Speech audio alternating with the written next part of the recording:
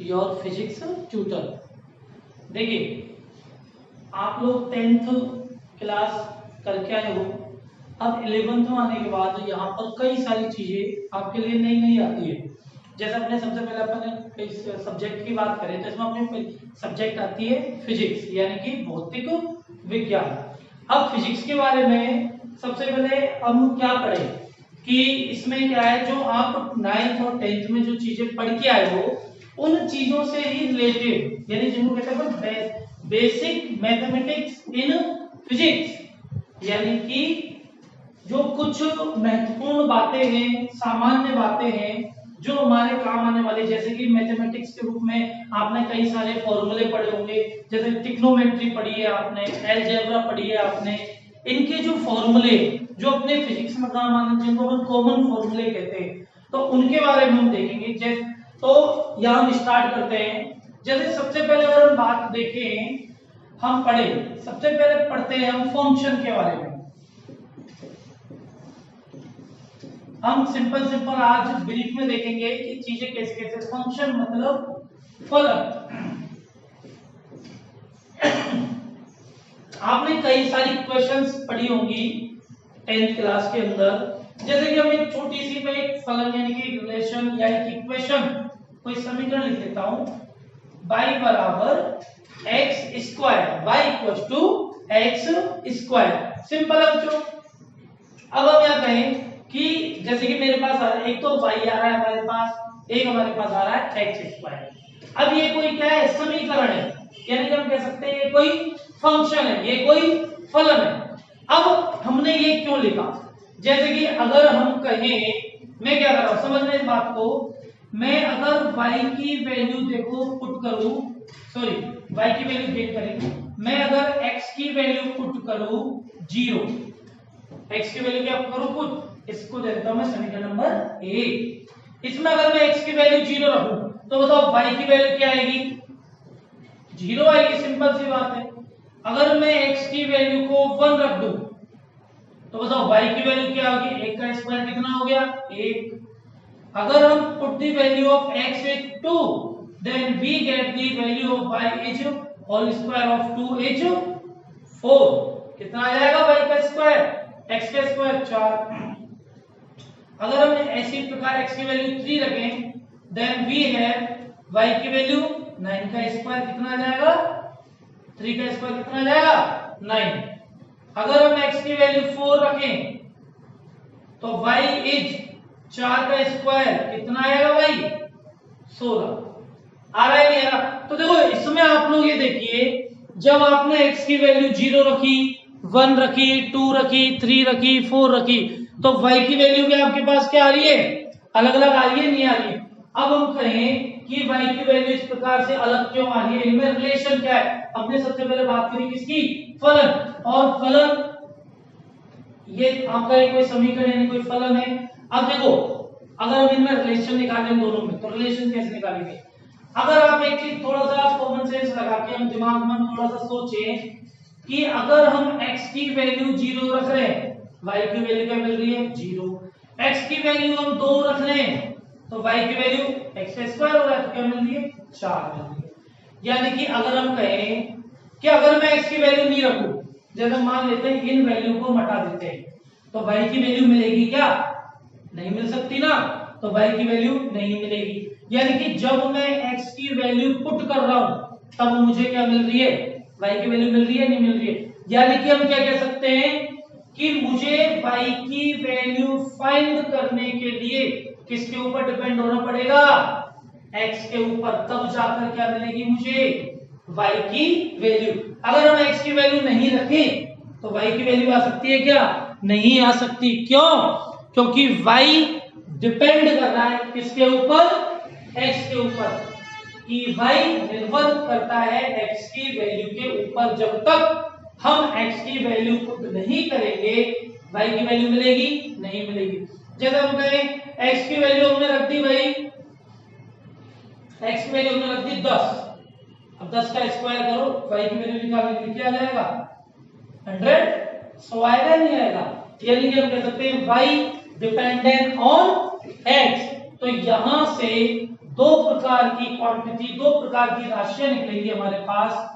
एक कहलाएगी परतंत्र राशि या परतंत्र चर, इसको हम चर कह सकते हैं, और एक कहलाएगी स्वतंत्र राशि या स्वतंत्र चर, यानी कि इंडिपेंडेंट क्वांटिटीज।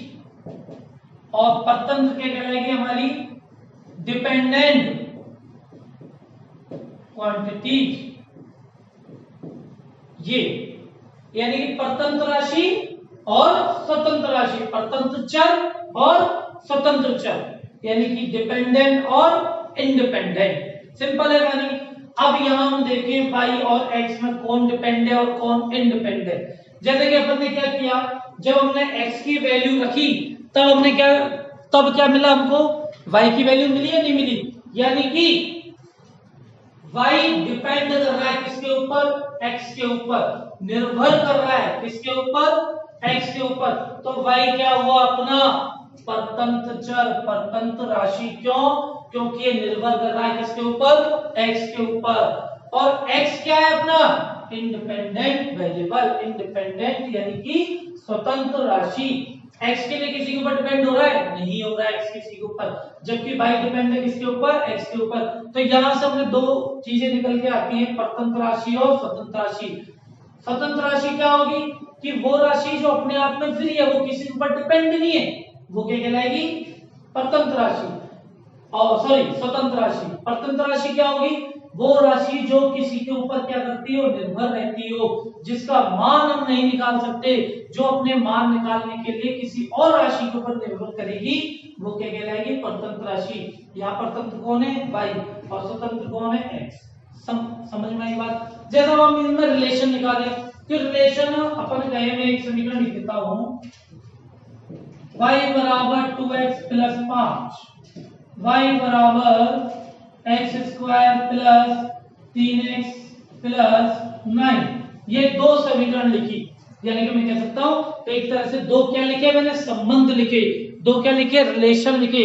इन दोनों समीकरणों से, इसको दे दो समीकरण नंबर 1, इसको कह दे हम 2। इन दोनों समीकरणों से x और y के बीच में रिलेशन आ रहा है नहीं आ रहा। अपन जैसे कि कह सकते हैं कि भाई मैं हूं, मेरे पिताजी है, मेरा भाई है, हमारे बीच में कोई संबंध है नहीं है, कि भाई भाई के बीच में जो भाई है वो क्या है, संबंध है। पिताजी और बेटे में जो संबंध है वो क्या है, उन दोनों के बीच में उस रिलेशन को शो कर रहा है। जैसे कि मेल और मेल, एक रिलेशन होता है मेल प्लस मेल का, भाई भाई भाई, बेटा और पिता, चाचा ताऊ, मामा भांजे। एक होता है मेल और फीमेल का, और एक होता है फीमेल और फीमेल का, यानी कि दो बहन हो गई, माँ बेटी हो गई, नानी चाची हो गई, चाची बेटी हो गई। और मेल फीमेल क्या हो गया, पति पत्नी हो गए, भाई बहन हो गए, मामा भांजी हो गए, चाचा भतीजी हो गए। तो ये क्या होता है, संबंध। तो इसी प्रकार से इन दोनों समीकरणों में ये x और y में क्या है हमारा संबंध। तो यहीं से हमारे फंक्शन की स्टार्टिंग होती है, फलन की स्टार्टिंग होती है, कि जो भी कोई दो संबंध दे रखे हो, इसमें दो चर राशियों में, दो राशि का जैसे x और y है हमारे पास, तो दो राशियों में जो संबंध दे रखे हो, तो वो संबंध क्या बन जाता है, फंक्शन। और सिंपल सी बात है, ऐसे समझो कि जब हम कोई शादी फिक्स करते हैं, तो पहले फंक्शन होता है या पहले रिलेशन होता है, पहले रिलेशन ही होता है ना, तब जाके तो शादी का फंक्शन होगा। यानी कि जब तक रिलेशन नहीं है,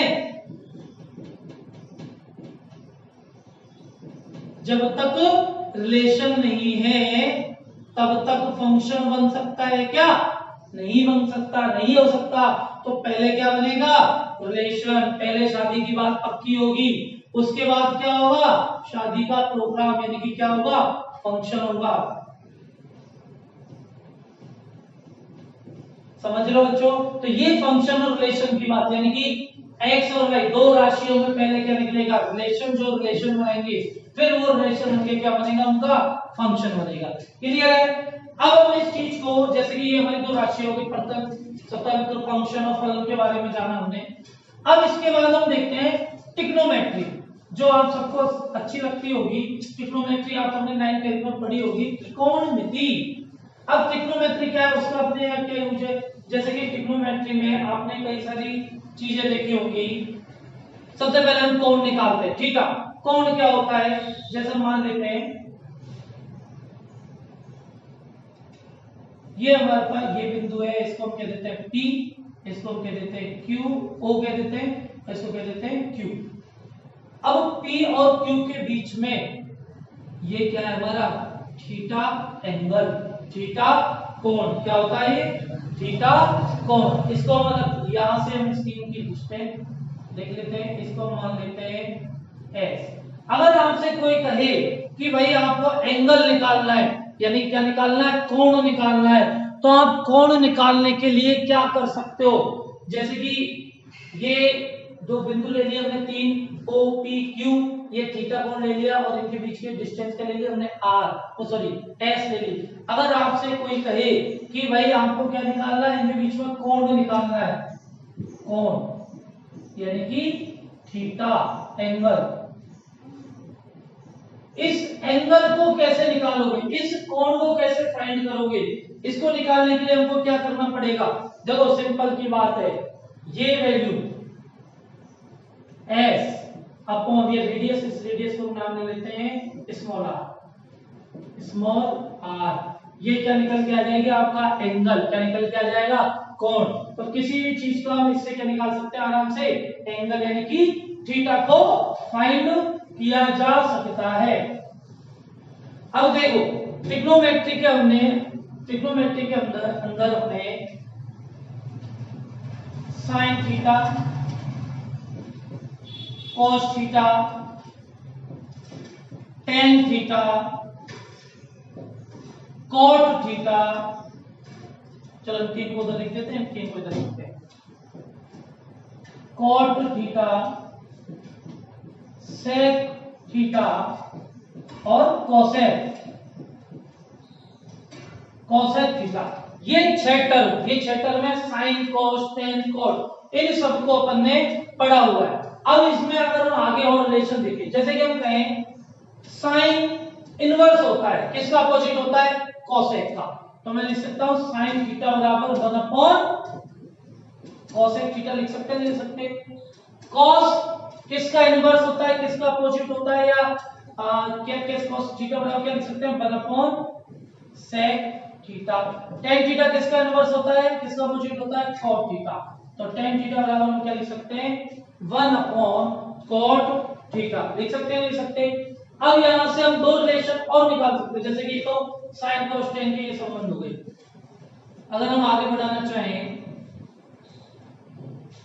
कि टेन थीटा का जो हमारा सूत्र बने और कॉट थीटा का हमारा सूत्र बने, किसकी फॉर्म में, साइन थीटा और कॉस थीटा की फॉर्म में। अगर हमको टेन थीटा और कॉट थीटा का हमको फॉर्मूला लिखना है, तो टेन थीटा का क्या होगा, sine theta upon cos theta, cot theta का क्या होगा, cos theta upon sine theta. Simple है कहानी। तो देखिए ये इस प्रकार से हम कई सारे रिलेशन देखेंगे, कई सारे फॉर्मूले देखेंगे छोटे छोटे।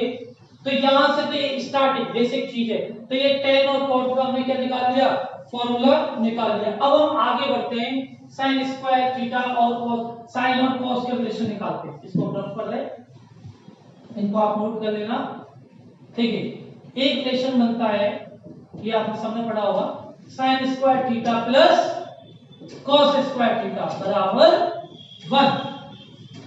हम क्या पढ़ रहे हैं, बेसिक मैथमेटिक्स इन फिजिक्स। तो जो सिंपल जो फॉर्मूले अपने काम आने वाले हैं, देखिए ऐसा नहीं है कि हम डायरेक्ट 11th में आए और हमने फिजिक्स का पहला चैप्टर स्टार्ट कर दिया, दूसरा चैप्टर स्टार्ट कर दिया, कोई भी चैप्टर चालू कर दिया।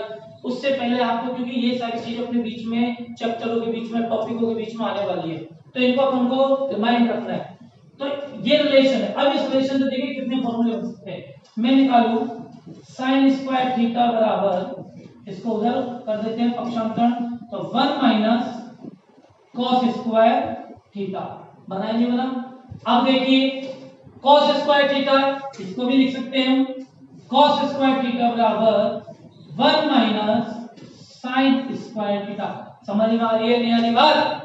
तो देखिए sine square theta plus cos square theta equal to 1। इससे हमने दो फॉर्मूले निकाले, साइन स्क्वायर थीटा बराबर 1 माइनस कॉस स्क्वायर थीटा और कॉस स्क्वायर थीटा बराबर 1 माइनस साइन स्क्वायर थीटा, यानी कि एक ही रिलेशन से हमारे पास क्या आ गए, दो सूत्र निकलकर आ गए। अब देखो हम इसको और आगे बढ़ा सकते हैं चाहे तो, इसको इधर लिख लेते हैं,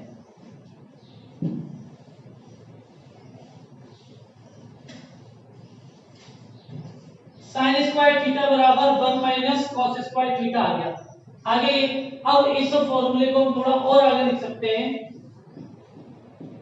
कि साइन स्क्वायर थीटा बराबर 1 माइनस कॉस स्क्वायर थीटा।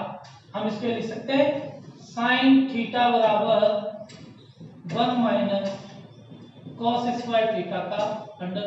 लिख सकते हैं नहीं सकते बताओ?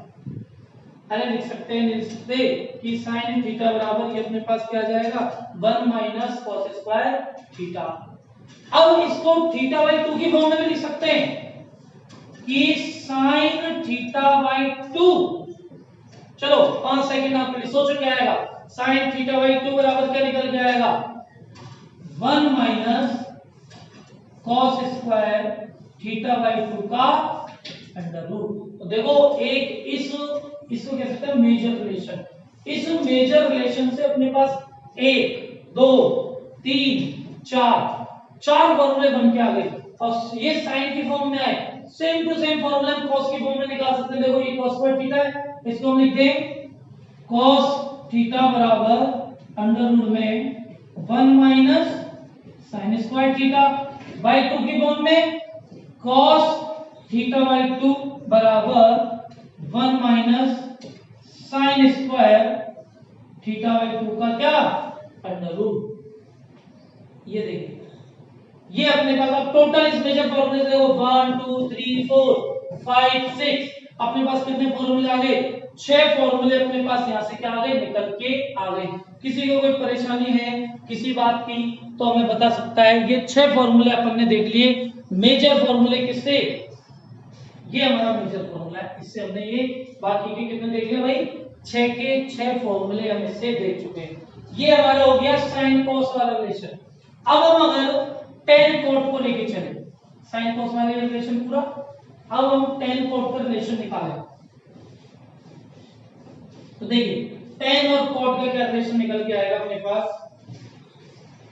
कि 1 प्लस tan स्क्वायर थीटा बराबर sec स्क्वायर थीटा।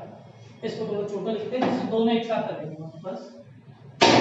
एक रिलेशन मेजर रिलेशन है 1 प्लस tan स्क्वायर थीटा बराबर sec square theta.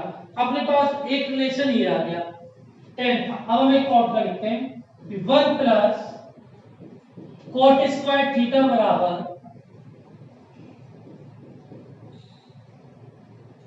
cosec square theta. ये अपने पास दो मेजर रिलेशन आ गए कि 1 प्लस tan स्क्वायर थीटा बराबर sec स्क्वायर थीटा और 1 प्लस cot स्क्वायर थीटा बराबर cosec square theta.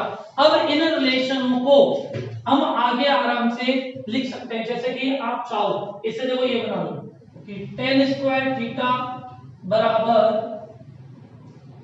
sec square theta minus 1 बन सकता है नहीं बन सकता बताओ? अगर हम 1 को इक्वल लेना चाहें तो देखो ये क्या बन सकता है कि sec square theta minus tan square theta बराबर 1 आया कि नहीं आया? देखो आराम से इस रिलेशन से दोनों आ गए सेम टू सेम, यानी निकालो कि cot स्क्वायर थीटा बराबर cosec स्क्वायर थीटा प्लस 1 और 1 का क्या बन जाएगा कि cosec square theta minus cot square theta बराबर 1। इस प्रकार से कि माइनस अब देखो एक मेजर फॉर्मूला ये हो गया, एक मेजर फॉर्मूला ये हो गया, और दोनों मेजर फॉर्मूले से हमारे पास हमने कितने कितने रिलेशन निकाल लिए, दो दो रिलेशन दोनों मेजर फॉर्मूले से हमने आराम से निकाल लिए। ये हमारा tan cot वाला हुआ। अब हम क्या करें कि हमने sin cos tan cot वाले देखे सिंगल सिंगल। अब अगर हम इसको प्लस और माइनस व्यवकलन और योगफल के रूप में देखना चाहें, यानी कि दो चर राशियों को एक साथ मिलाकर अगर हम निकालना चाहें तो इसको हम कैसे निकाल सकते हैं। तो यानी कि इसको निकालने के लिए जैसे कि देखो क्या करें, मैं ले लूं sin a प्लस b का फॉर्मूला। दो राशि पहले तो हमने सिंगल सिंगल निकाला था, sin theta cos theta tan theta cot theta sec theta और cosec थीटा। अब हम क्या करें, दो का निकाल रहे हैं, यानी कि इनका योगफल और व्यवकलन दोनों देख लिए। तो sin a प्लस b का फॉर्मूला, तो sin a प्लस b का क्या होगा, sin a cos b plus cos a sin b। Simple है। इसी प्रकार से sin a minus b cos a plus b cos a minus b। Simple है भाई। इस प्रकार से हम इनको निकाल सकते हैं। तो अब sin a माइनस b का क्या होगा, कुछ नहीं, सिंपल वो यहाँ प्लस लगेगा करना है आपको, माइनस है वो याद भी कर सकते हो हाथों हाथ। sin a cos b minus cos a sin b। ये तो sin के हो गए। अब cos के फॉर्मूले में आपको क्या करना है, सेम सेम चीज आएंगी कि cos a प्लस b है तो cos a प्लस b को देखो cos a cos b minus sin a sin b। cos a minus b को cos a cos b plus sin a sin b। देखो याद करने का तरीका क्या करो कि sin a प्लस b है उसमें तो sin a cos b, एक बार sin एक बार cos। अगर प्लस है तो प्लस लेना है, माइनस है तो माइनस लेना है। cos वाले फॉर्मूले में क्या करना है, एक तरफ पूरा cos एक तरफ पूरा sin, और प्लस है तो माइनस और माइनस है तो प्लस। तो cos a प्लस b का क्या होना, cos a cos b minus sin a sin b। Simple है। अब देखो ये तो हो गए दो चल राशियों के लिए। अगर हम कहें कि हमने जैसे भी sin थीटा का फॉर्मूला देखा था, अब sin थीटा का फॉर्मूला देखा है तो sin 2 थीटा का भी तो होगा कुछ ना कुछ, कि sin 2 थीटा का फॉर्मूला क्या होगा, एक cos 2 थीटा का फॉर्मूला क्या होगा। देखो हमने पहले देखा था sin थीटा बराबर क्या था, 1 cosec थीटा, और cos थीटा बराबर निकाला। अब हम निकाल रहे हैं 2 थीटा के साथ कि sin 2 थीटा और cos 2 थीटा। तो sin 2 थीटा और cos 2 थीटा को निकालने के लिए जो भी हमने निकाला था हमारा रिलेशन क्या था कि sin, क्यों ऐसे क्यों कर चलिए देख लो, sin 2 थीटा को मैं लिख सकता हूं sin थीटा प्लस थीटा। लिख सकते हैं नहीं लिख सकते, पहले तो ये बताओ, लिख सकते हैं ना sin theta plus theta, sin 2 theta को तो लिख सकते हैं, तो ठीक है। देखो एक तरह से क्या बन गया sin a प्लस b, हम समझने के लिए ये तो a है और ये क्या है b, तो sin a प्लस b बना है नहीं बना। और अभी हमने देखा था sin a प्लस b का क्या सूत्र था हमारे पास, sin a cos b plus cos a sin b। अब इस फॉर्मूले को हम यहाँ पे पुट कर सकते हैं sin 2 थीटा में, तो देखो क्या आएगा, sin a की जगह थीटा प्लस cos b की जगह वही theta plus cos theta, sorry plus यहाँ नहीं है, यहाँ आएगा ना, cos theta plus sin theta. देखो a b की जगह थीटा थीटा ये रख दिया। अब देखो इसमें क्या लिख सकते हैं, sin theta cos theta plus cos theta sin theta. अब ये हमारे पास एक sin एक cos प्लस एक sin एक cos आ गया है। अब इसको हम क्या लिख सकते हैं, 2 sin थीटा cos थीटा बराबर किसका फॉर्मूला बना ये sin। देखो हर फॉर्मूले को आप याद मत करो, जरूरी नहीं है आप सारे फॉर्मूले याद करो, इतने फॉर्मूले हमको याद भी नहीं होंगे, उनको बनाना सीखो। तो देखो हमने जब sin a प्लस b का आपने फॉर्मूला पढ़ा, sin 2 थीटा का ऑटोमेटिक आया नहीं आया। अब आप कहो कि सर sin 3 थीटा का क्या होगा, तो देखो इसको हम थोड़ा सा रखने देख लो आप कि sin 3 थीटा, कोशिश करना बनाने की। sin 3 थीटा क्या लिख सकता हूं मैं, sin 2 थीटा प्लस थीटा लिख सकते हैं नहीं लिख सकते बताओ, लिख सकते हैं ना, क्या बन गया दोबारा से sin a प्लस b, तो a की जगह क्या आ जाएगा 2 थीटा, b की जगह थीटा है ही है, a की जगह दोबारा से 2 थीटा होगी, तो sin 3 थीटा का भी बना सकते हो नहीं बना सकते, एक फॉर्मूले से बाकी सारे फॉर्मूले बन सकते हैं। अब देखो cos 2 थीटा को देख लो, सेम टू सेम करना है, तो cos 2 थीटा को क्या कर सकते हैं cos थीटा प्लस थीटा। अब cos a प्लस b का क्या फॉर्मूला था हमारे पास, क्या था cos a cos b minus sin a sin sorry दिया cos थीटा प्लस थीटा, ये किसका बन रहा है हमारे पास cos a प्लस b का। अब देखो cos a प्लस b अपन को मालूम था, हमने क्या कहा था, याद करने का हमने तरीका ही बताया था कि जब cos में प्लस आ रहा है तो उसके साथ में क्या आ जाएगा माइनस आ जाएगा, यानी कि जब cos a प्लस b का फॉर्मूला निकालना है तो उसमें क्या ले लेंगे माइनस, तो क्या आएगा देखो cos a cos b plus है तो माइनस sin a sin आया। अब क्या करना है, जो सेम हमने यहां किया था कि a क्या है यहां पर थीटा, ये a है मान लिया, ये b है, तो a और b की जगह क्या रखना है आपको, सिंपल सा क्या रखना है भाई, a और b थीटा की जगह पे आपको क्या कर देना है पुट कर देना है, तो देखो क्या आ जाएगा cos theta minus sin theta square कर दो दोनों का, cos square theta minus sin square theta, क्या आ गया cos 2 थीटा। ये अपने पास ये लो cos 2 थीटा का एक फॉर्मूला निकल के आ गया कि cos square theta minus sin square theta cos 2 theta बराबर, सिंपल है भाई। इसी प्रकार से हम क्या कर सकते हैं cos 3 थीटा का भी निकाल सकते हैं, उसके क्या लिख देंगे हम cos 2 थीटा प्लस थीटा, वही क्या आ जाएगा cos a प्लस b का दोबारा से फॉर्मूला लग जाएगा। तो इस प्रकार से स्टूडेंट हमने देखा कि एक फॉर्मूले से हम बाकी सारे फॉर्मूले को भी बना सकते हैं। समझ में आ रही है नहीं आ रही है बात, सिंपल है कहानी। अब देखो यहां से हम फॉर्मूले इनकी वैल्यू भी निकाल सकते हैं, कैसे निकालेंगे वो वैल्यू निकालना सीखो।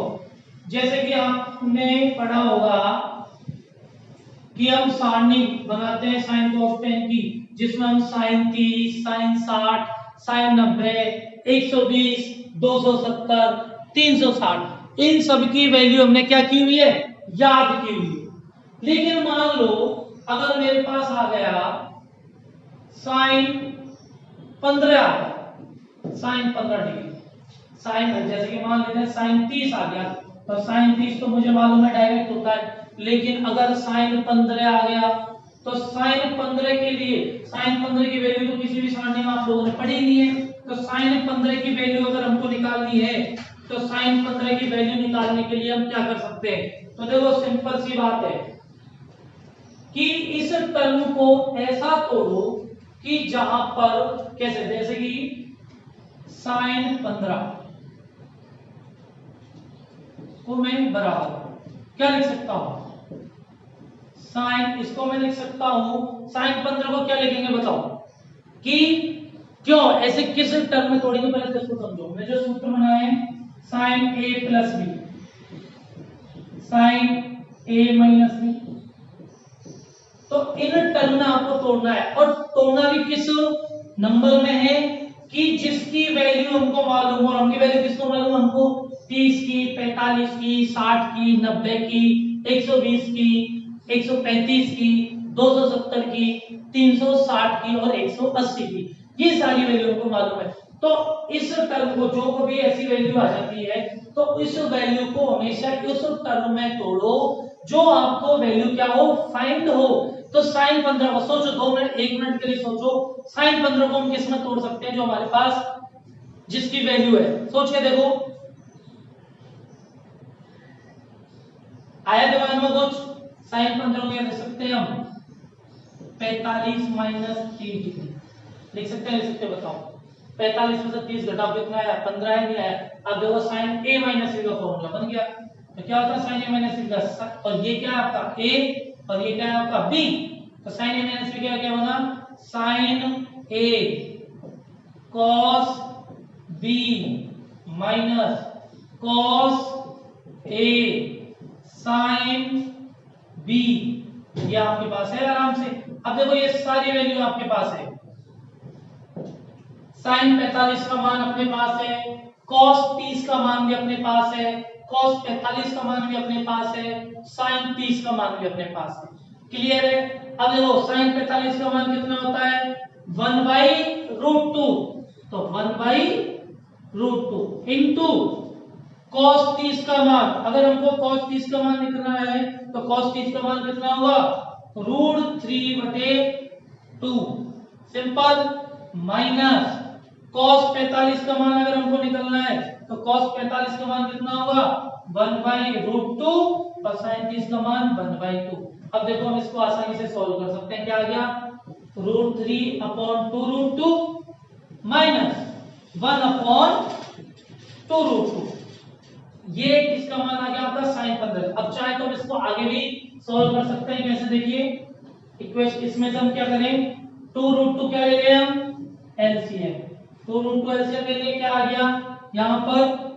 √3 माइनस यहां पर क्या बच गया? 1, ये किसका मान आ गया स्टूडेंट अपने पास? sin 15 का।